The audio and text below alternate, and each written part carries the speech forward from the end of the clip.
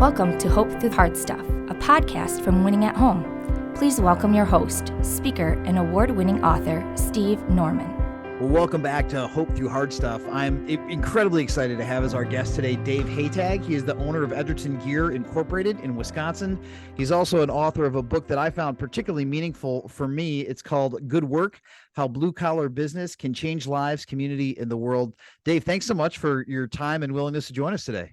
Steve, my pleasure. I'm excited to be with you and just get to know you and share stories. Dave, for people who haven't had an opportunity to read the book just yet, give us a thumbnail sketch of kind of the arc of your story, how you got started in manufacturing, how you took a detour or maybe an attempted escape from manufacturing, and how God brought you back full circle. Yeah, long story short, I grew up in the family business. My folks started the business in 1962. I was one of these kids that started working the shop at age 5. I was not very good in school, but I was good at hands-on stuff, took all the shop classes that I could. I was not deemed college material by most teachers. And really, college education wasn't even on my radar. My dad said when I was 18, okay, you graduate high school, you're going to work in the shop, get your journeyman card because you'll at least you always have that in your back pocket. God got a hold of me at 19.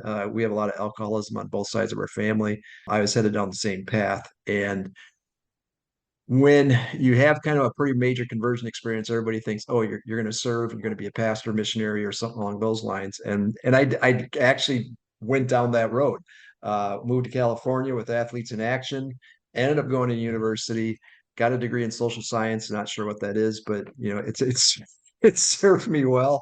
And I worked in the church for a while, and then people said, yeah, you need to be a pastor. So I ended up going to Regent College up in Vancouver, British Columbia to get a theological degree. And a year into that, just felt the Lord called us back to the family business where my dad was having some health issues. And it was during that time God really gave me a vision for the marketplace, and that the marketplace needs pastors too. As Christians, we need to be out there in the world, not just sequestered away on Sunday mornings. And I've had phenomenal mentors who have really shaped my theology and given me a heart for kids and for blue collar folks. And I thought we'd come back to the family business for maybe 2 years, 5 years at the most. And this is year 31.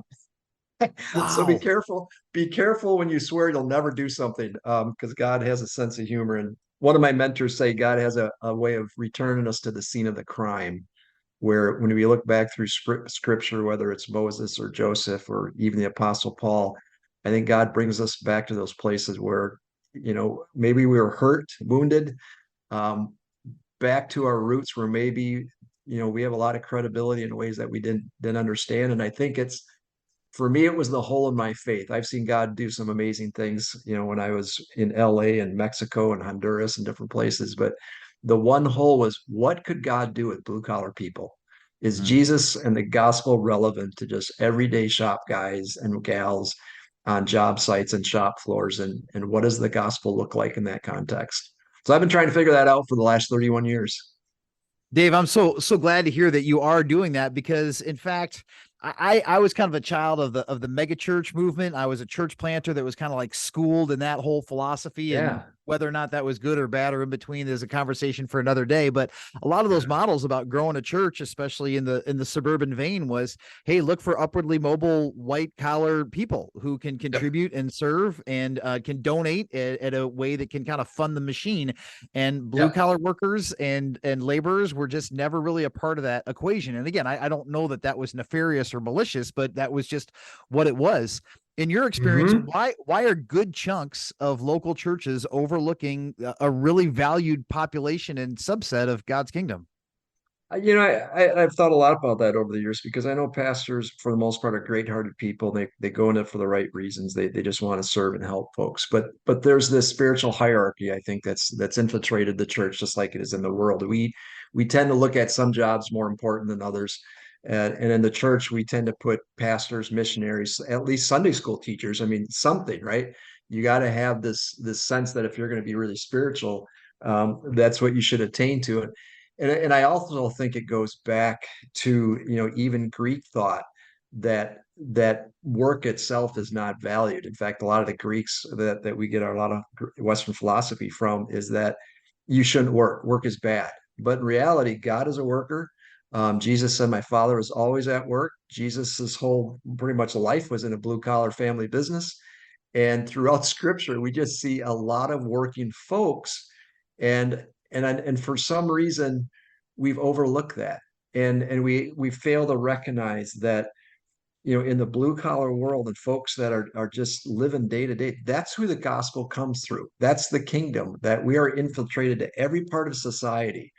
And we need to recognize and value those folks in those positions, and get rid of this sacred secular divide that we often talk about, that some jobs are sacred, some jobs are secular. And from my perspective, almost all jobs are sacred. It's how we bring our faith and perspective into what we do. So Dave, tell the uninitiated a little bit more about like what your company actually does and where you are seeing the holy in the everyday grind, no pun intended, of what your company is able to pull off. So we are a custom gear manufacturer. And growing up, I thought, it's just gears. We're making gears for all sorts of equipment. Well, the little secret is our modern civilization would not exist without gears. And there's anything that we wear, that we have in our house, that we drive. I mean, from aluminum cans to jars to everything is made with gears. I mean, it's incredible. It's like the ghost in the machine that's behind everything. So I can walk down any grocery store or aisle literally in the world, and I can point at products that were made with the assistance of our gears. Our biggest customer makes machines that make cardboard boxes. And printing. I mean, it just goes on and on. So I've come to the perspective that, if the Lord created this earth, and he said it is good, and we are called the creation band-aid to help it survive and thrive. All kinds of jobs and technology is needed, and so you see the progression of civilization. Gears play a really huge part of that. So our little 40-man shop, we're making gears for literally everything all over the world. And in churches, I often tell pastors, your Bible would not exist. Your written Bible would not exist without gears. Your pews and everything else you see in your churches. And so I've come to recognize my form of worship is doing the best that I can do as a gear maker, just like I'm sure Jesus did. And we often talk Jesus about being a carpenter, but in reality, he was probably a stonemason. And there's a whole little, kind of interesting story about that. But I got to believe Jesus was pretty serious about his craft. And when you read a lot of the parables, you see this commitment to excellence and this frustration, I think, with the working place. And he spoke to people like us that said, yeah, whatever you do it with quality and excellence, and literally as worship. And so I get up and go to work every morning, and I see what our guys are doing on the shop floor, and we're seeing these works of art that are gears. That is my service back to God on the gifts and talents that he's given us, to fulfill our purpose for us in this world. Dave, I just finished re-listening to the audiobook of Tim Keller's Every Good Endeavor, which is a book about faith and work. And he said that sometimes there's a mentality that the owners sometimes struggle and say, like, hey, I have a hard time connecting how I use the company that I have been stewarded to oversee for kingdom work. And sometimes the low bar or the easy answer is like, well, we'll just be as profitable as we can. We'll try to give a good chunk of money away. We'll create good jobs for people. We'll treat them with dignity. We'll pay them a fair wage. We may or may not have some biblically based verbiage in our values that are on the poster or in the lobby, but you've chosen to see a little bit more broadly than that. Talk about how God has expanded your kind of vision for holistic discipleship or leadership development, if I can call it that, at your company. Yep. So one of my good friends, who's a professor with Baki Graduate University, a Nigerian professor, business guy, pastor, he said something to that just really kind of blew me out of the water one day. And he said, when you look at the life of Jesus and the disciples, it's clear that salvation was not a prerequisite for discipleship. And that's a pretty powerful statement. When, hold up, what are you talking about? Because it's, Dave, it's what you do every day. You treat every person that comes into that shop as a disciple. And it's not beating them over the head with a Bible. It's having shared values. It's giving them a sense of purpose, dignity, teaching them about character, and that, who God created you to be really, really matters. And as in any society, for it to function, you have to have people that all share the same values, right? And there has to be a level of humility and being teachable and being a team player and all these different values. So in our company, not only do we have apprenticeship, I mean, that's our model of education. And we call our, I strive to companies like you're talking about, you need to develop into a mentoring culture and understand that first of all, you're in the people business, second in whatever business of products that you're supplying. So for us, it's really taking every individual, especially young people, and recognizing their gifts, their talents, their uniqueness, and really shepherding them, pastoring them, mentoring them, and giving that dignity and that sense of purpose that they are part of something greater than just themselves. And I think, I often say that there's two things that every person on this planet needs, no matter what culture, no matter what age, besides your basic necessities of food, shelter, and clothing. And that's purpose and healthy relationships, community and purpose. And so I really look at our business, I look at myself kind of as a pastor, and how do I shepherd the people that God's put under my care and draw out their excellence, draw out that God spark in them to help them thrive and be successful. Dave, you said that before we hit record, you were talking about a really exciting initiative where you're having an opportunity to train young people for blue collar careers and do it from a holistic mindset. Talk about the genesis behind that initiative and where you see God taking it these days.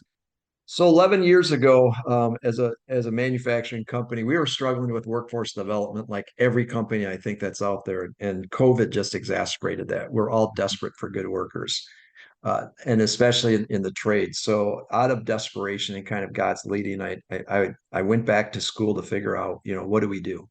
And I got called up to our local our high school one day, our tech ed department, and the teacher said, "Hey, can we resurrect this tech ed department?" Because back in the 1990s, and I say it facetiously, some brilliant professors said tech ed of the future in high schools are going to be lab coats and computers. We don't need wood shop. We don't need auto mechanics. We don't need welding, machining. And so across the country, high schools started mothballing their tech ed departments. So we have lost an entire generation of young people that would be in the manufacturing, the trades, and so on. And we're paying the price for it. And not only have we lost that generation, we've lost a generation of teachers that can teach tech ed. So when I was in the high school looking over this department that had been, really kind of shuttered, and I see the equipment that I ran back in the 70s and 80s shoved over in a corner, I went, oh my gosh, and I'm looking at the kids. I'm going, these kids were me, back when I was in high school. Lack of purpose, lack of direction. We don't fit in socially. We struggle with, what our future is going to be. Tech ed is often at the end of a long haul somewhere in the school, cut off from the rest of the school.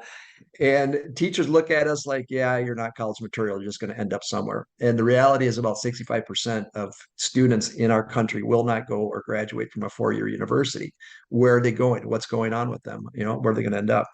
So out of that, I had this idea like, man, I got to get these kids involved and exposed to the world of manufacturing, the trades, jobs and careers that would be fantastic for them. So out of that, we experimented with a course called Craftsman with Character. And we actually have a foundation now, craftsmanwithcharacter.org. Your listeners can look it up. But really what it is, it's 4 days a week. And it's a high school semester long course. 4 days a week, the kids get to job shadow in five or six different businesses in our communities to see what professional folks do as mechanics, machinists, carpenters, etc. 1 day a week, we get them in a classroom and we explore their worldview. What do they think truth is? What do they think is going to make them happy? What character qualities do they need to be successful? And the transformation that we saw right out of the gate in that first semester just blew us away. And these kids that were D students were becoming A students overnight. All of a sudden, they had a sense of purpose. The parents and counselors were out of tools. They told us what to do with these kids. And out of that, we started supplying our own company and other businesses in the community with phenomenal young people that everybody kind of overlooked and took for granted. Since then, it's grown other communities. And this last 6 months, like I was telling you before we started the call, the U.S. Navy, the Department of the U.S. Navy, the industrial submarine base, got a hold of me and we talked for a bit. And they said, "So what do you need to take this national?" And I go, "What are you talking about? We're just a little business in a small town." And they explained to me that out of all the military, our U.S. nuclear submarines are the only competitive advantage that we have in all the military. Russia and China is on par with everything else, but the submarines are about like 20 to 30 years ahead of everybody else. So the Wow. U.S. Navy itself went out and said, we got to figure out why our submarines aren't showing up on time. They sent a team out, basically interviewing thousands of the suppliers, and they pretty much all said the same thing. We are struggling with workforce development. We have an aging demographic. A lot of folks are in their 50s and 60s, retiring out. And how do we get these kids involved to come in and replace them? So, long story short, they gave us a 3-year contract to take this national. I'm scrambling to hire staff, shooting training videos, engaging with school districts and businesses literally across the country, to really hopefully transform a lot of young people and really really reach this next generation. And Steve, the thing that blows me away in the last 6 months are the number of Christian business folks that I've met who have absolutely a heart for their kids, and they recognize that their businesses are not just about making money. They're really being about the foundation of their communities and giving people jobs and caring for them. So I personally believe there's a wave of renewal coming among blue collar folks because of business owners who recognize that they are called to serve and mentor this next generation. Dave, that's really exciting, because I think there are a lot of people who are maybe understandably so lamenting or concerned about the current state of the church. And again, that's another conversation we could have on a different day. But there's some other institutions, whether it's mental health resources like what we get to do at our company, or manufacturing, to be able to say, hey, no matter what people think about their worldview, they care about wellness, they care about being whole, they care about being healthy, and they need a way to provide a meaningful wage that gives them dignity and autonomy and provision. And I think that work is a great entry point. Again, we got to be careful about the power dynamics, that we're not making spiritual conversations a condition of employment. But it can be a great jumping off point to create an environment where people start asking big questions about life, because most people are spending more time with people at their place of employment than they are with their own family sometimes. Yeah, and we're very careful. We don't proselytize. We don't demand that people have our faith, but we do demand shared values, because across all religions, across everything, we got to have those same values of humility, teamwork, attention to detail, excellence, and so on. And those are all biblical things. Those are all kingdom values. Yeah. And our Craftsman with Character course, and I got to share this with you. We demand our students memorize the Craftsman Code.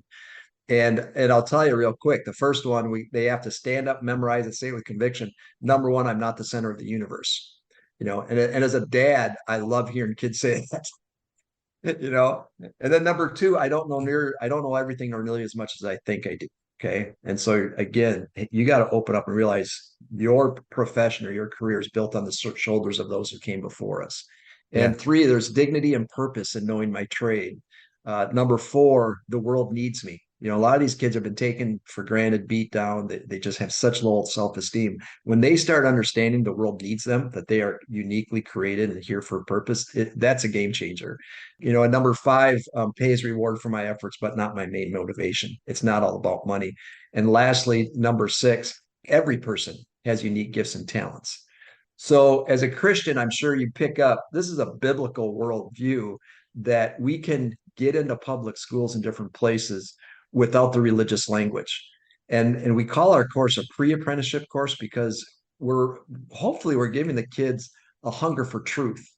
Am I here for a reason? Is there something greater than me? What does life consist of? And we've had kids come through our program that discover faith, because I think once you help them understand that truth is not subjective, the gear, there is right or wrong, the gear fits or it doesn't, that kind of thinking, they kind of wake up like, wow, this is a very different worldview. And that's when the magic happens. And that's why I'm so fired up, because the gospel, the good news, is so relevant in the workplace.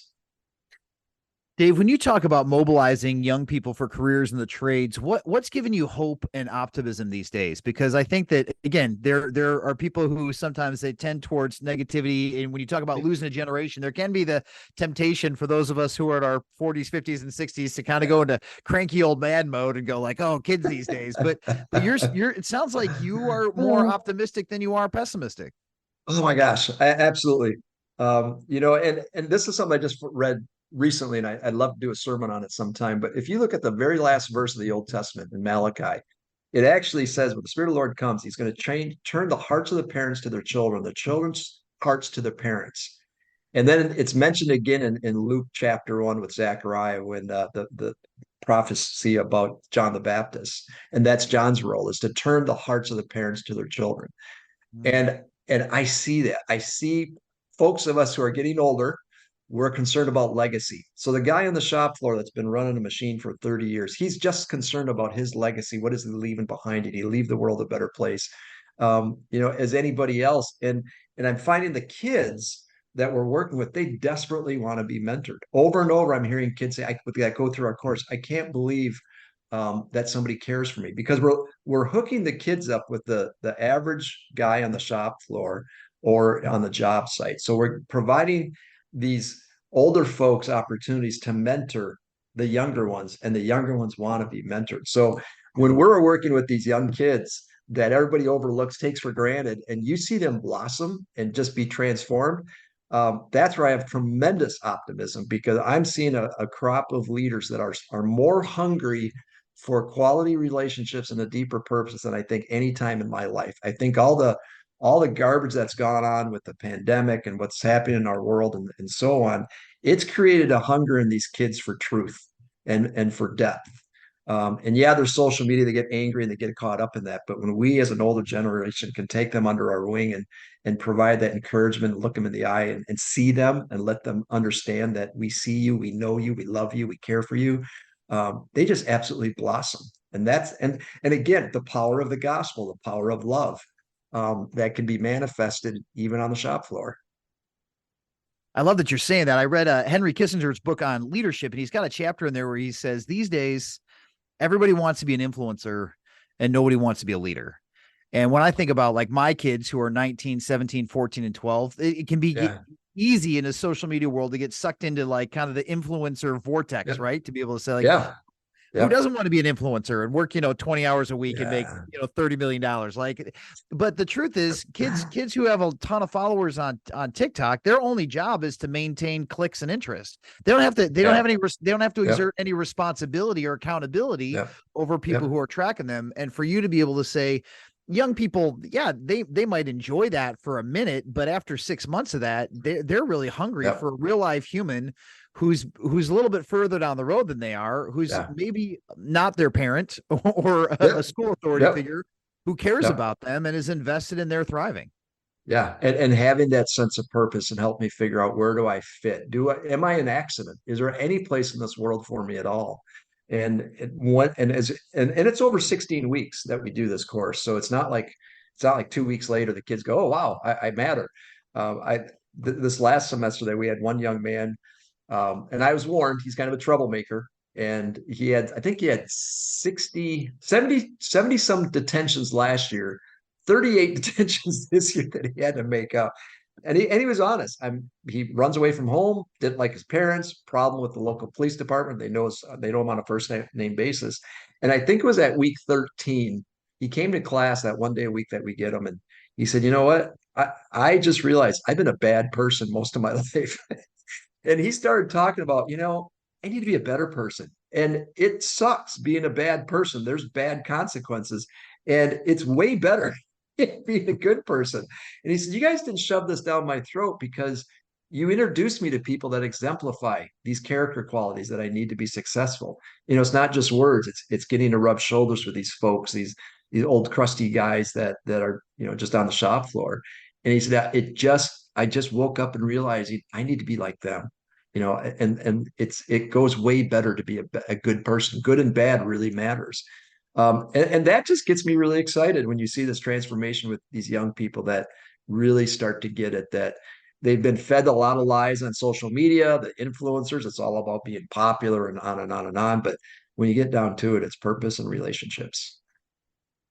Dave, there's a pretty significant manufacturing base here in West Michigan, the Grand Rapids, Holland area. And I think there are a lot of people who are listening who might say, you know what, I just haven't had that kind of lens that Dave has about taking the passion and the intentionality and the leverage. What do you say to people who are owners, people who are managers, people who are team leads or line leads, who really do start to connect with what you're saying and say, Dave, what would it look like for me over the course of the next 30 days if I don't have some kind of formal program to ascribe purpose, encouragement, dignity, and value to manufacturing employees in ways that I haven't done previously?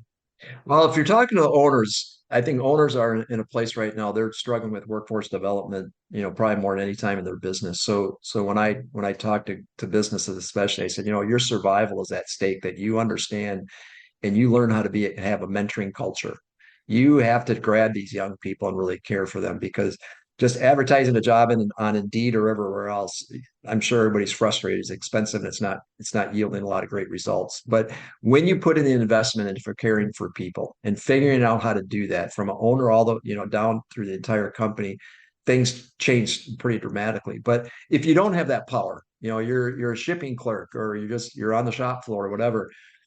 In my book, I talk about relational transactions, that every day when we get up, we are faced with hundreds, if not thousands, of relational transactions every day, from as simple as stopping at the convenience store and getting a cup of coffee or gas. You're meeting that clerk in there. You say good morning to them. Do you care for them? Do you look them in the eye and value them and give them the dignity of what they're doing, just being there and showing up to work?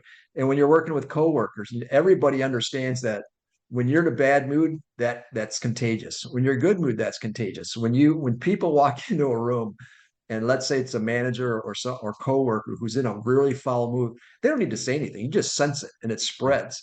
And in the same way, being in a good mood. So I think when you go through Scripture, God's superpower is His goodness, right? There is good and bad in the world.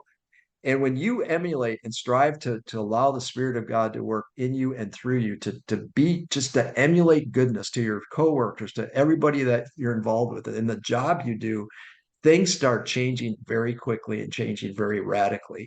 And I think we often leave the power of God in this realm of something that's nebulous and out there. But the power of God is in us and through us to touch lives around us, and how we do our jobs with the dignity and excellence that people really start to notice. You don't have to beat them over the head with the Bible. Just start living the life of goodness that God's put in us. And it's pretty powerful and exciting. Dave, that's amazing. Hey, for people who are curious about the program and want to hear more about how they can invest in it or how they might want to bring it to their community, where can they go for more information?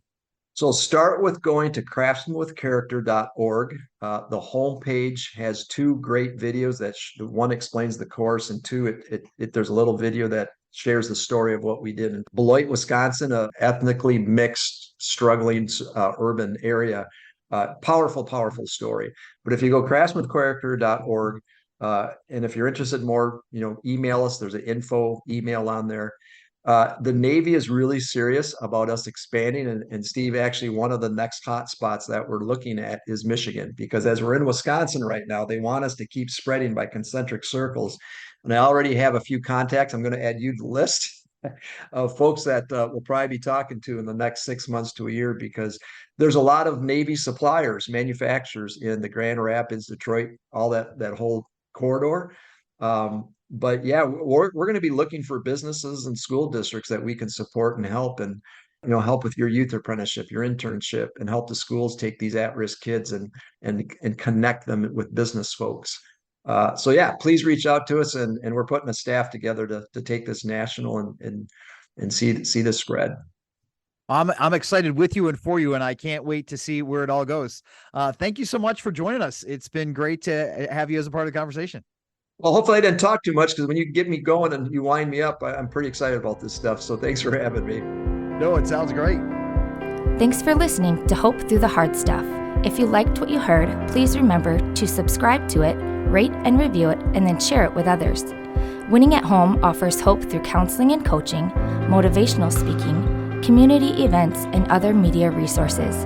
If you believe in what we do and want to support us in our mission, consider making a donation at winningathome.com.